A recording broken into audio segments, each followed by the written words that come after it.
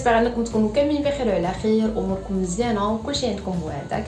مرحبا بكم معايا اليوم فيديو جديد عندي في لاشين. الفيديو ديال اليوم اختاريت انني ندير لكم 10 تشكيلات ديال الربيطات ديال العنق، يعني الشلل اللي كيكونوا في العنق. عوض ما تشدي الشال وترميه هكاك على كتافك ويبقى يبان سامبل، كديري ليه شكيلات اللي هما ساهلين في نفس الوقت كيبينوا اللبسات ديالك شيك ومخدومه اكثر واكثر. دونك الا كان كيهمكم الموضوع بقاو معايا حتى الاخر، وما تنساوش خليو ليا لي لايك ديالكم، شاركوا في لاشين وفعلوا الجرس باش يوصلكم اي حاجه حتى جديده.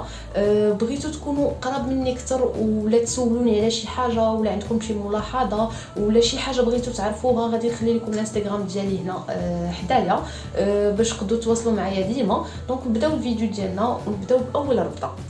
الو لي في، غادي نوريكم اول ربيطه وكتاخذوا شال بحال هكا، كتنيو على جوج، كيولي بحال الشكل ديال المثلث، غير يكون صغير ما يكونش كبير بزاف. كتلفوه على العنق ديالكم بحال هكا. سمحوا لي كنشوف اليمين فين عندي المرايه، ما عنديش كندير نشوف. كتلفوه على عنقكم لجهه الصدر، كتلويو واحد العقيده هكا غير وحيده، ما ديروش جوج، وكتقادوا هاد الثوب اللي هنايا، كتدخلوا واحد الطريف ديال الشال من هنا وكتخرجوه من الفوق، وكديروا عقيده واحده اخرى بحال هكا، وكتحاولوا تجروا الشال من هنا باش ما يبانش لكم عوج، كيبان بحال البابيون. اي فوالا، هذه هي الربيطه الاولى، سهله كتبان شيك كتبان زوينه. غير هي حاجه وحده نفضلكم انكم ديروا هاد الربيطه هذه مع الحويجات اللي ما كيكونش عندهم الكول، بحال مثلا هاد التريكو اللي لابسه، حيت الا كان الكول مع ربيطه بحال هكا كيزيد يخنق، يعني كتحسي براسك مضيقه من جهه العنق. وبالنسبه للربيطه الثانيه البنات، غادي تخليو الشال كيف ما وريتكم في الاول، يعني على شكل مثلث، كديروه على العنق ديالكم وكتشدوا هاد الطريف يكون كبر من هذا بحال هكا، تجروه شويه هذا يكون طويول، وكديروا واحد العقده من هنايا غير تكون خفيفه، ما تزيروش بزاف. كتشدوا هاد الطرف اللي هنايا، كتنيوه بحال هكا، كتقادوه باش ما يجي ملي تخشيوه في العقده ما يجيكمش عوج، وكتنيوه بحال هكا، وكتشدوا هاد الطرف كتخشيوه من هنا من العقده اللي درتو بحال هكا. اي فوالا، عاد كتزيروا العقده وكتحلوا هاد الطريف اللي كاين هنا باش كيجيكم بحال الوريضه، عاد كتبداو تنقصوا منه شويه بشويه من هنا باش ما يجيش كبير بزاف بحال هكا. اي فوالا، هذه هي الربيطه الثانيه. كتجي شيك بزاف، كتجي زوينه اكثريه مع الكسيوات. عندك شي كسوه اللي سامبل ما فيها لا حجر لا حتى شي حاجه، لون واحد، كتزيدي عليها هاد الشويه، اختاري الشال في اللون ديالها اولا قريب ليها اولا شويه بحال هكا اللي فيه الوان مختلفين، كتجي زوينه بزاف. ودابا البنات غادي نوريكم الشكل الثالث. كتاخذوا الشال شويه كبير على اللي وريتكم في الاول، حتى هو كتنيوه على نفس الطريقه، وكديروه على العنق ديالكم من هكا وكتلفوه اللور، كدوروا وكتقادوا هاد جوج طريفات باش ما يجيكمش عوجين، وكتشدوا هاد الثوب كتفرقوه على خوه بحال هكا، واحد كديوه اليمين واحد كديوه اليسار، كتشدوا هاد الطريف كتحطوه بحال هكا وكتشدوا الاخر حتى هو كتجيبوه لعندو. مي هذا كتلويوه من هنا، يعني كتدخلوه من الداخل وكتخرجوه من التحت بحال هكا. عاد كديروا واحد العقيده لقدام بحال هكا، عاد كتوليو تقادوا الشال، كتشدوا الشال ديروه من اللور على جهه كتافكم، كتبينوا ديك الفرقه ديال هاد جوج طروفه هكا، كتجروهم باش كيبانوا مفروقين. فوالا، وكتقادوا العقيده من هنا. اي فوالا، هذا هو الشكل الثالث ديالنا. زوين، كيجي كيوت بزاف، كيجي بحال شي وريضه.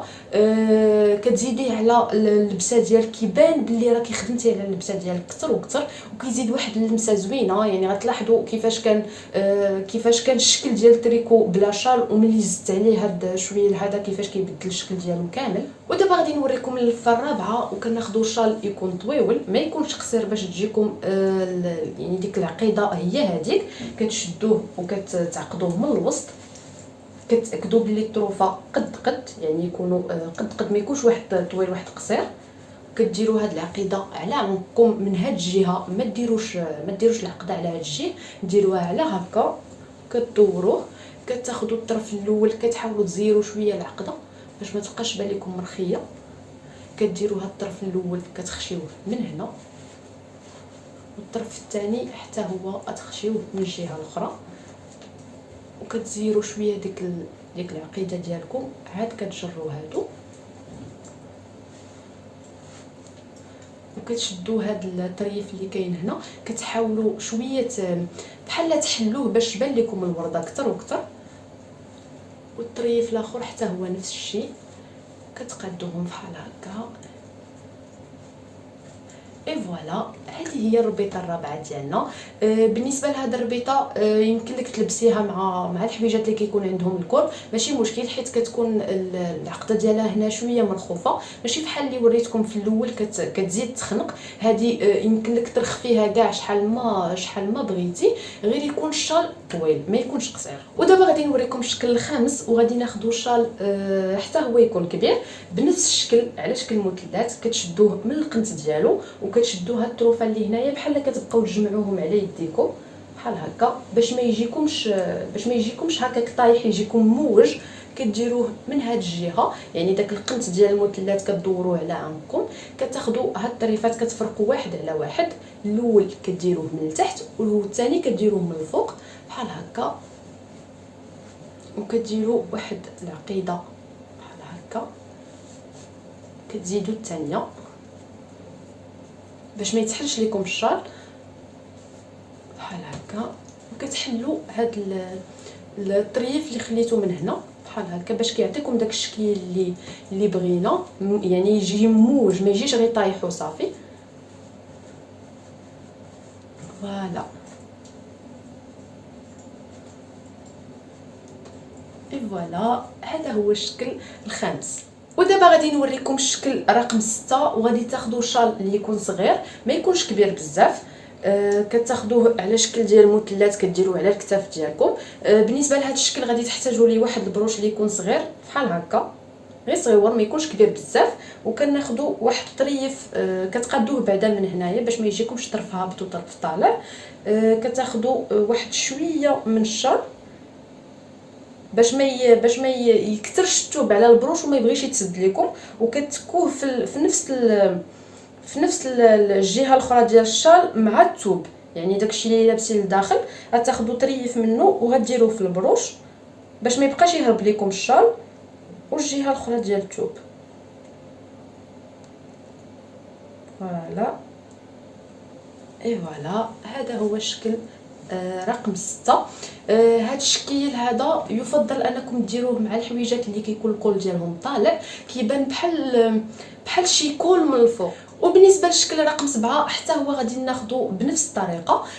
كتشدوا الشال كتنيوه على شكل مثلث، كديروه على كتافكم، كتاخذوا طريف من الشال كتخشيو فيه البروش، غير يكون صغير ما يكونش كبير بزاف، حيت الا كان البروش كبير ما غيتبتش لكم الشال، حيت الشال صغير والبروش كبير غادي يبدا يطيح لكم الشال. وكدوروه لهاد الجهه يعني للجنب، وكتقادوه بحال هكا، وكيبان لكم البروش على الكتف بحال هكا، ما كيجيكمش الوسط. بالنسبه هاد الشكل هذا تلبسيه مع الحويجات اللي بالكول او لا بلا كول، كيجي شيك بزاف، كيزيد واحد اللمسه زوينه. غير هو حاجه وحده ما يتلبسش مع القوامج، يعني الكول ديال القوامج، حيت غيبقى يبان لك داكشي مرون، كيبان الكول من هنا والشال من هنا، ماشي بحال كان الكول هكا طالع نيشان. جربوا البنات هاد التشكيلات ديال الشيلان، كيجيو زوينين، كيزيد واحد اللمسه شيك بزاف على اللبسه ديالك. عوض ما تخليها سامبل كتزيدي عليها هكا شويلات وما ماشي حتى صعابين، يعني الا دربتي عليهم كيوليو يجيوك ساهلين دغيا كديريهم وكتخرجي. ودابا غادي نوريكم الطريقه رقم 8، وحتى هي كتخدم بنفس الطريقه اللي وريتكم ديال هاد الشيلان اللي قبل، يعني ديال هاد الجوج اللي وريتكم قبل. كتاخذوا البروش كتسدوا به الشال ديالكم وكدوروه اللور بحال هكا، كتهبطوا هاد القنيت هنا وكتقادوا هذا على كتافكم وكيبقى يبان اللور فيه البروش وفيه ديك الحركه ديال الشال. ومن القدام سامبل. بالنسبه هاد القبيطه هادي كتجيكم مع الحويجات اللي كيكونوا من القدام شويه مشارجين، يا اما فيها شي طريزه اولا فيها شي حجيرات ولا يعني اي حاجه فيها حركه من القدام. واللور سامبل. اللور كتزيدي ليه داك البروش ودوك اللفات ديال الشال، ومن القدام كتخليه هكا سامبل. ويستحسن انكم الا كنتو غادي ديروا هاد الطريقه مع الحويجات كما قلت لكم اللي كاين فيهم لي ديتاي من القدام، يكون الشال سامبل، ما يكونش فيه بزاف الالوان بحال هكا.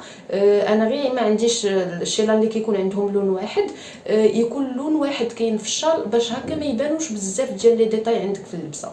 ودابا غادي نوريكم الشكل رقم 9 اللي ما قبل الاخر. كتاخذوا الشال بنفس الطريقه مثلث، كتحطوه على كتافكم وكتشدوا الشال بحال كتجمعوه للوسط، يعني كتقادوه من هنايا باش ما يجيكمش الثوب شي طالع شي هابط هكا، وكتجمعوه من الوسط وكدوروه للجناب بحال هكا، وكتشدوا الثوب بحال كتنفخوه شويه، يعني ما تهبطوش هكا، بحال تنفخوه شويه على عنقكم. وكتحتاجوا بروش اللي كبير، يكون من داك النوع البروشات اللي عندهم هاد السداده من هنايا، ماشي غير كتخشي فيه البرا حيت كيبقاو يتحلوا.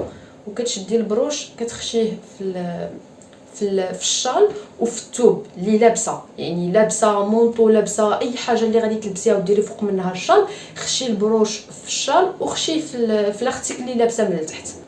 اي فوالا لي في، هذا هو الشكل ديالنا. كيجي بحال هكا، كيجي داك البروش زوين، غير يكون البروش شويه كبير، ما يكونش صغيور حيت ما غاديش يبان لكم، حيت الشال يعني مجموع ما غيبانش البروش الا كان صغير. من الاحسن يكون كبير ويكون يعني باين ماشي صغيور.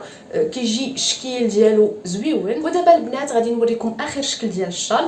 كناخذوا شال اللي هو كبير، كتنيوه بحال غادي تطويو الشال، كتنيوه على شكل الطول ماشي العرض، وكديروه على العنق ديالكم بحال هكا. وحتى هو كنحتاجوا ليه نفس البروش اولا باي بروش عندكم، غير يكون كبير كما قلت لكم ما يكونش صغير. وكتجمعوا حتى هو الشال بحال هكا، وكديروا البروش ديالكم نفس الشيء كيلصق في الثوب، يعني في لاختيك اللي لابسين، باش هكا الشال ما يبقاش يلعب، مره يجي لك الوسط، مره للجنب، مره يدور، كيبقى محكوم ما كيتحركش بزاف. وكتدخلوا البروش.